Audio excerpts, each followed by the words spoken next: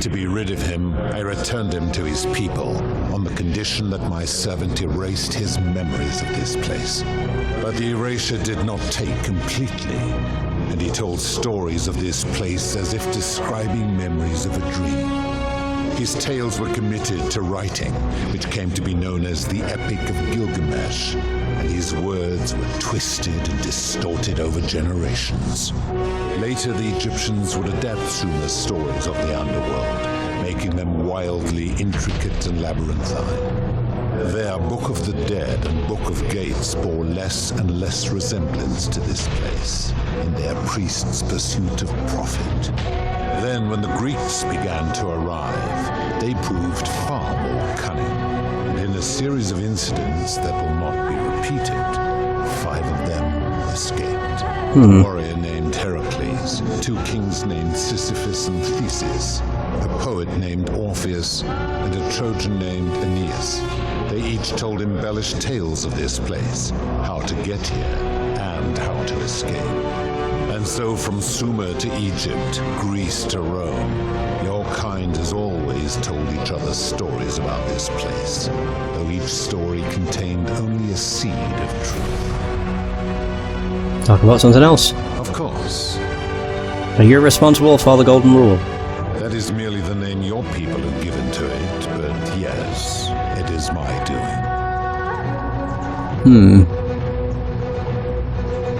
Okay, why turn people into gold? That is a story dating back to the very first wave.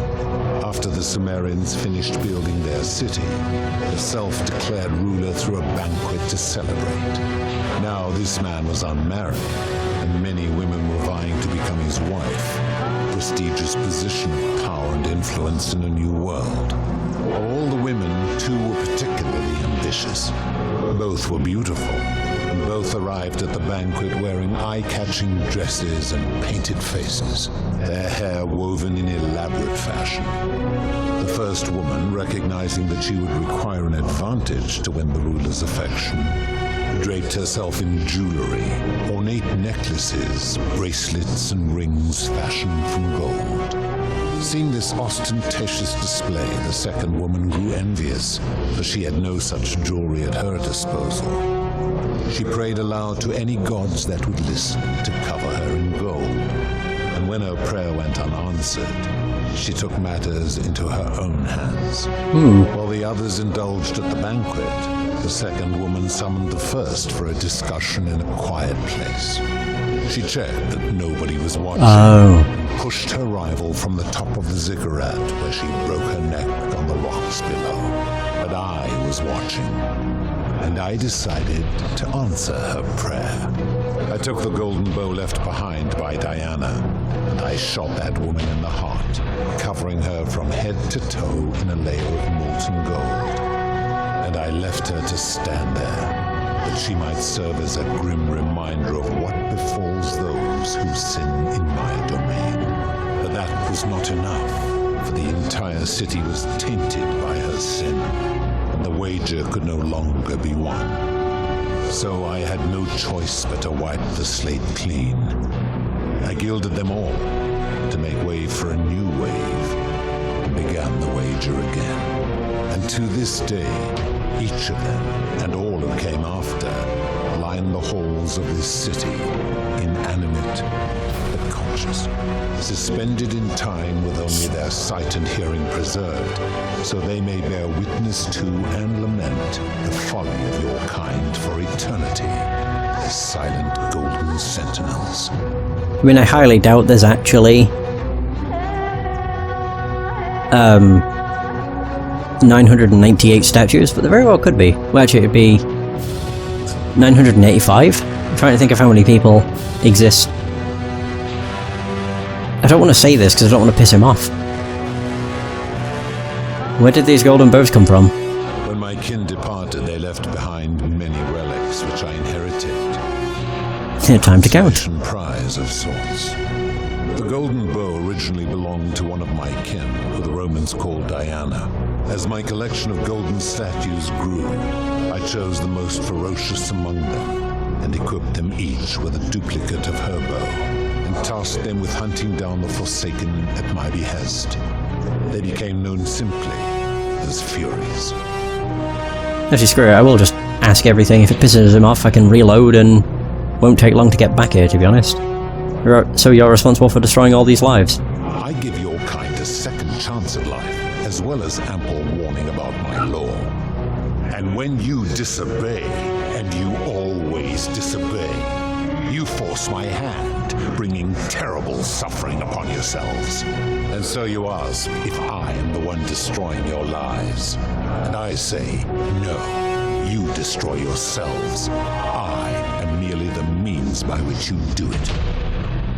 What do you consider a sin? I've always considered that the cornerstone of morality is the ability to determine right from wrong on one's own. No attempt to lay out rules like your Code of Hammurabi or your 12 Tables of the Roman Republic can ever cover all possible scenarios. This should come as no surprise to you, since the core principle has been expressed in many forms by many of your civilizations. The Egyptians made a rudimentary attempt with do to the doer to make him do. The Greeks refined it with avoid doing what you would blame others for doing. The Roman Stoics added, treat your inferior as you would wish your superior to treat you. Even the so-called cultists hiding among you often say, do unto others as you would have them do unto you. It is the simplest of concepts, and each one of you is born with the faculties required to apply it to any situation. Yet none of the peoples who expressed this rule were able to uphold it. Curious, is it not? It doesn't seem like you've been upholding it either. No. The principle is not as easy to apply as it sounds. For you, perhaps. Okay. How do you know when people sin? I'm able to commune with all of the statues in the city. Oh. Their ears are my ears, and their eyes are my eyes. That does explain the blue eyes. Is Proserpina connected to the statues in the same way? If she was still conscious, I suppose she could, but she's not. Why do you ask? Oh. No reason. Then what an odd question. Sorry, I just, it came to mind. I've seen some terrible things here that you didn't consider a sin. How could you let them happen?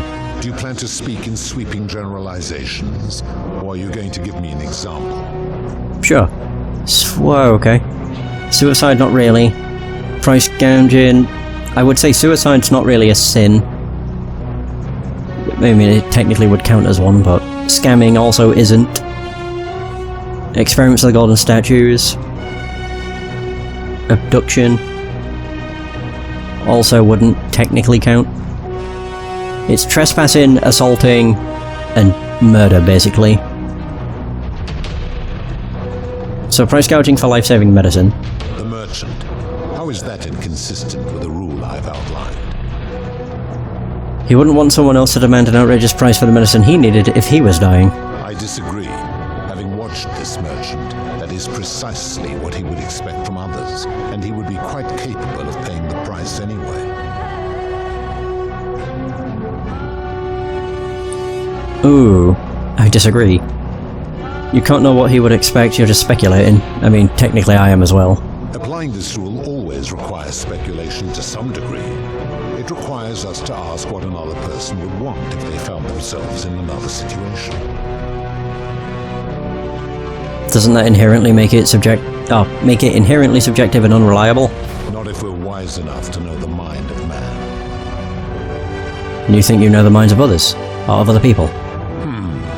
Supposing you're right, then my No. laws have been broken, No. and I should turn you all to gold immediately. Is that what you want? No, of course not. Never mind. Now tell me, what other sins do you believe I have overlooked? So, debt bondage. You speak of the moneylender. How is that inconsistent with the rule? You wouldn't want to be trapped in a 30-year labour contract because of a loan. And he would never have signed a contract pledging his labour for 30 years. All he did was enforce the terms of a contract signed voluntarily by others. But they were forced to. The whole concept of debt bondage, like slavery, is unethical. It's illegal under international law where I'm from. That doesn't really apply here, but sure. Ignoring your irritating sense of moral superiority, this is interesting. I'm curious, how do people escape poverty where you're from? It's customary to take out a loan to buy a house, and in some places, to pay for an education. I see. And how long might it take such a person to repay their debt? It depends, typically decades, sometimes their entire life. I fail to see how your system of loans is significantly different to a debt bondsman signing over his labor for 30 years. It's not the same thing. Suppose... Then it's the same thing. No, of course not. Tell me. So what else? Experiments on golden statues? It's no wonder the people say gods are cruel. Oh, experiments on the golden statues. The midwife in the palace, yes. How is that inconsistent with the rule? She wouldn't want to be... Oh. I was going to say that as a joke. She wouldn't want to be experimented upon if she was gilded. The rule is do unto others, meaning other people. Those statues are something else now. Bloodless shadows, mere shapes of their former selves. They are forsaken. What happens to them is no concern of mine. It seems like an extremely literal interpretation of the rule. Applying this rule always requires us to interpret the meaning of the words. A literal interpretation helps to minimize the ambiguities of your primitive language. If our language is full of ambiguity, doesn't that make the rule inherently subjective and unreliable? Yeah, no. Now tell me. Can I say I'm gonna try these, why not? Suicide. I see no such thing, but in any case, taking one's own life is a self-directed act. It is not one that is done to others, however they may be affected by it. Therefore, it cannot be said that one who commits suicide has done anything unto others. True. Yeah, fair enough.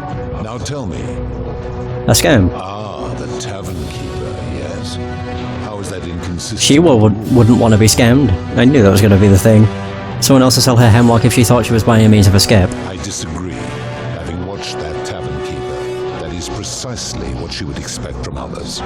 She would view it as a game. True. One she intends to win. I've just got it, fair enough. Now tell me. I can actually do these then. Abduction. Abduction? You mean the magistrate imprisoning his daughter in the cistern, I take it. He did so because she sought to escape. A sin I take particularly seriously. Better that he stops her from escaping, albeit brutishly, than I have to wipe out this entire city to punish her. Wouldn't you agree? I guess so. Yeah. Now tell me. It's no wonder people say the gods are cruel. This just shows how unreliable and subjective your moral code is. You're no better at judging right from wrong than any human. Do you honestly think you could do better? Ah, there we go. No, but that's my point. Nobody's grasp of right and wrong is so perfect they can be trusted with all this power. You become a tyrant. I should strike you down for that. And if you did, you'd be proving my point. Now, Though we didn't like that. do you have any other questions before your reckoning? Let's talk about something else. Very well. Okay, so that's all the questions I had. Good. Then now it is time for your reckoning. Only, it seems, something is wrong. It has long been within my power to see into the hearts of mortals and weigh their deeds in life. But when I peer into you, I see only a blank slate, as if you did not exist until you appeared in this city. How is this possible? Charon, where did you find this one? I do not remember ferrying you. How did you come here? I'm from the future. If that is true, then I sense the intervention of someone powerful. How did you come to be in this time, mortal? Who brought you here? She gonna pipe it? Yep. Figured. Proserpina did. I came here on my own. I was hoping you could tell me. I do not know. My kin departed long ago, and Proserpina has slumbered for 3,000 years.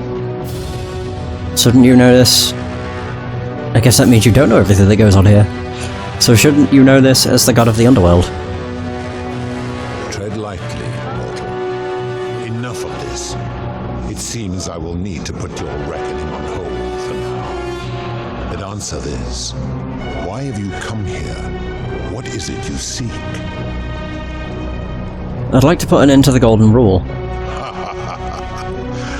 Your hubris is amusing, so I will allow you to make your case. But I warn you, if you anger me or waste my time with lies or wrong-headed arguments, you face death here. So, tell me, why should I put an end to the so-called golden rule?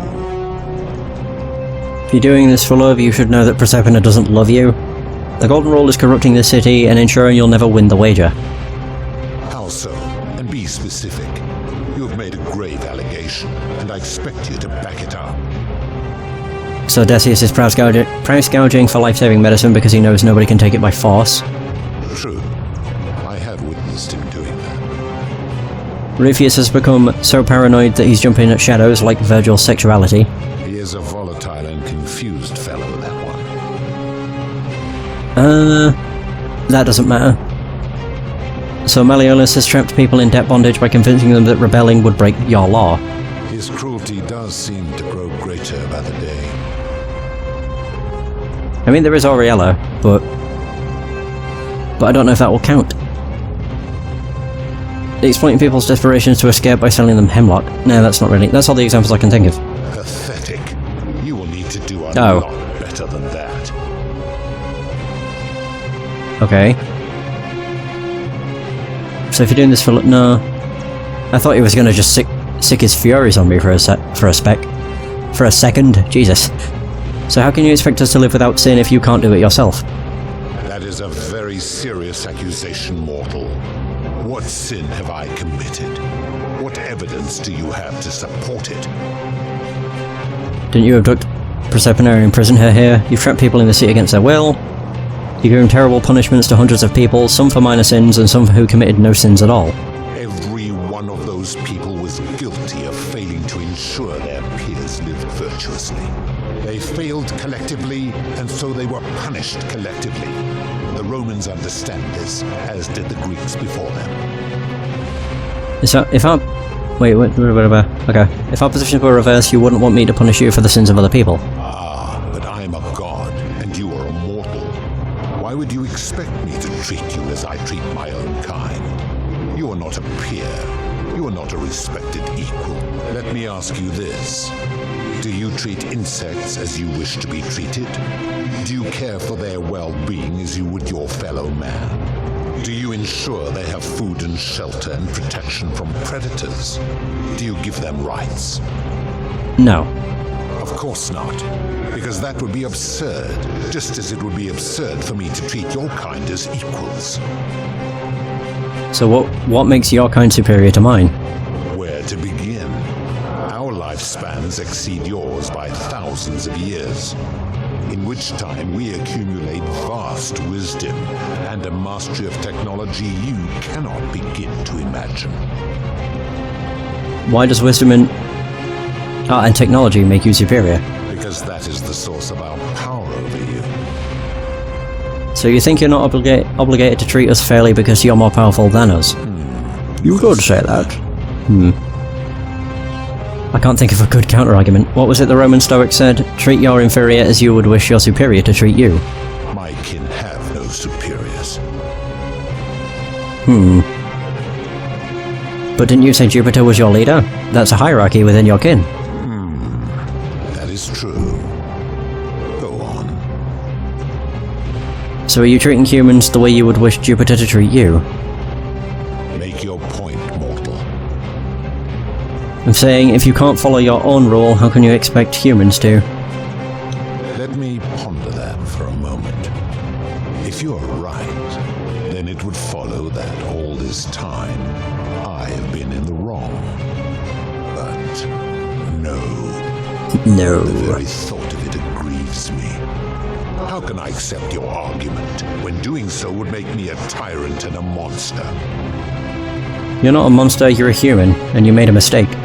Wait, what? What are you saying? Humans make mistakes. It's in our nature. You have spoken eloquently, and yet, if what you say is true, it follows that my wager was fatally flawed from the beginning. But that would mean Jupiter, Proserpina's father, who knew more about you than anyone, proposed a wager I could never win. Why would he do that? Perhaps he made a mistake too, wanting you to abandon the wager so Proserpina would be free from you, felt threatened. Because even your own kind didn't want you. Perhaps he made a mistake too. A mistake? But he is the best and greatest of us. Perhaps when you took on human form, you took on some human... is it foibles? As well. Your words sting me, mortal. But perhaps it is what I deserve. As difficult as this is to admit, I have suspected as much for a long time now. And I cannot deny it any longer. Woo! I've been so fixated on taking my beloved to Elysium that every time one of you sinned, it wore away my hope of being with her again. In time, I began to despise your kind for making her believe that you could ever be better than you are. But my rage was not born of malice, quite the opposite.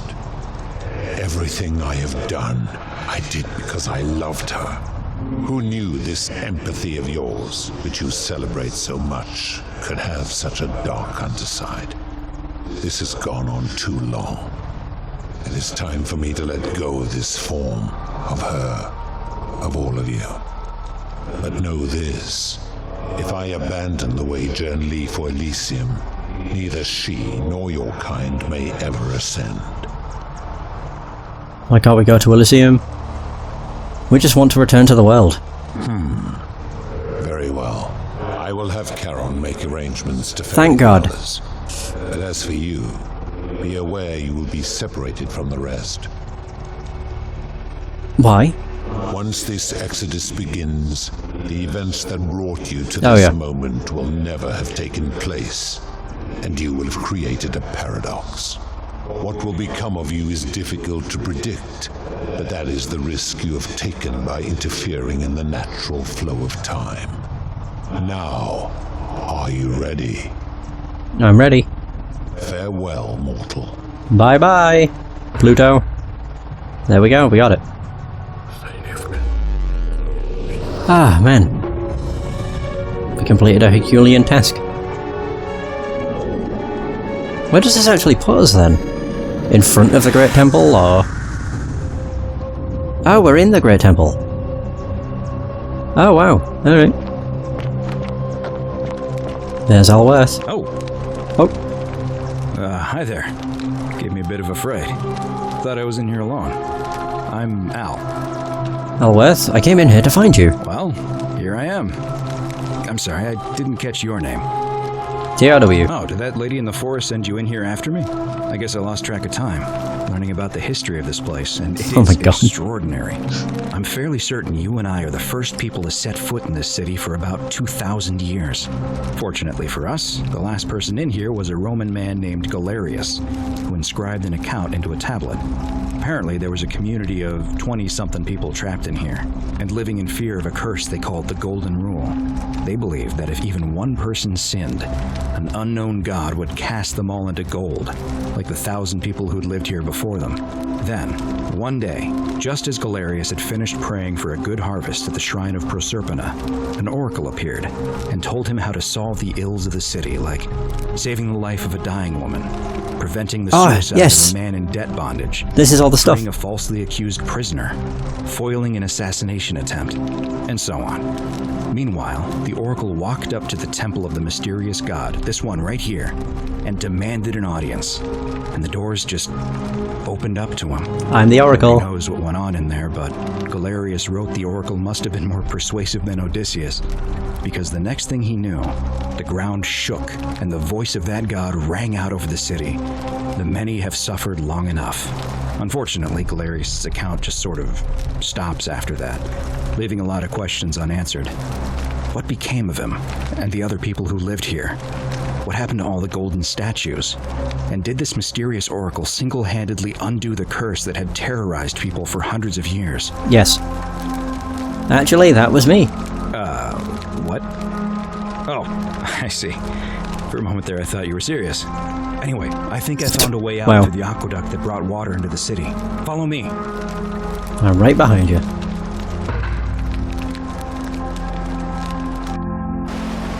There we go. I just fell through the ceiling, but alright. Return to the river.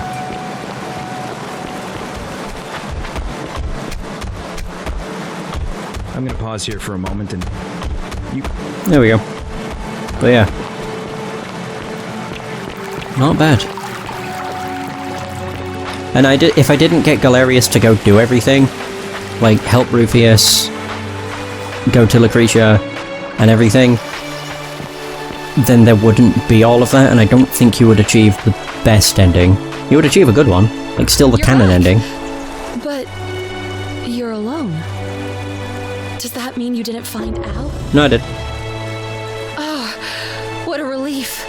Thank you so much. I was beginning to think you'd both become trapped in there. Why don't you tell me what you discovered while we wait? Any new options?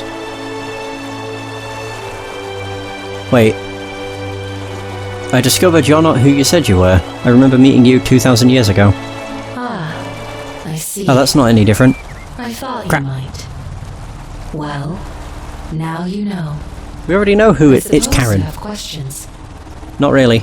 Who are you really? You can just call me Charon if I do not enjoy. Yeah, we know. Truth is that. We've already been over this. How did I die? Ask. Sure. And we're done. Oh, there we go. Pluto said that the coins Al and I had were the last in existence. What does that mean for you? It means I am now bereft of purpose.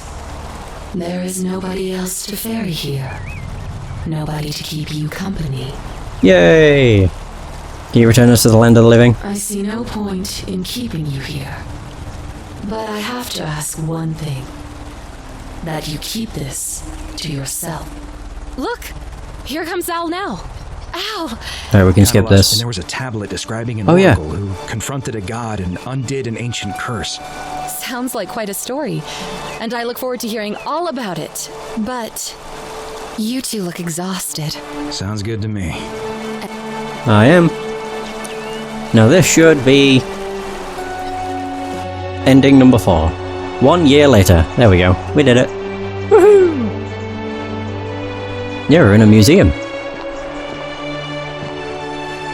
Not bad. A beautiful place. Hey, you made it. God, he looks completely Great to see you different. again. I read about your trial in the news. Congratulations on your acquittal. Still, I'm sorry you had to go through all that. Oh yeah, because I was a fugitive. Anyway, Forgot about that. after everything you've been through, I thought you might appreciate some good news. So after we got back to the real world, I started doing some research into the people mentioned in Galerius' tablet. And I found something strange. I'm sorry I've been so cryptic. I've been dying to tell you. I just really wanted you to see this for yourself. Why don't you head on down there? I'll catch up with you at the other end. Yeah, he's being cryptic for a reason. Because... Oh, there he is. look! They're all here! In modern day. It's very weird. You're finally here. Remember me? Galerius? What are you doing here? It's a crazy story. After you disappeared, Charon appeared and told us she was returning us to the world. Even gave us some coins to help us start our lives over. Only, for some reason, she returned us to your world instead of ours. Anyway, I know we only ever had that one conversation, and I wasn't even sure if you'd remember me, but I wanted to say thanks for freeing us from the underworld and giving us a second chance at life.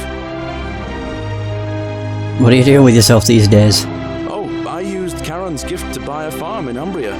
Got a villa on it too, with enough room for Dooley, of course. It's hard work, but I sleep soundly every night. I'm finally my own man, and I wouldn't change it for the world. So you're with Aquitia now? I know! I can't believe my luck either. But we're engaged and living together. We're planning to get married next spring. If you're going to be around, we'd love to see you there.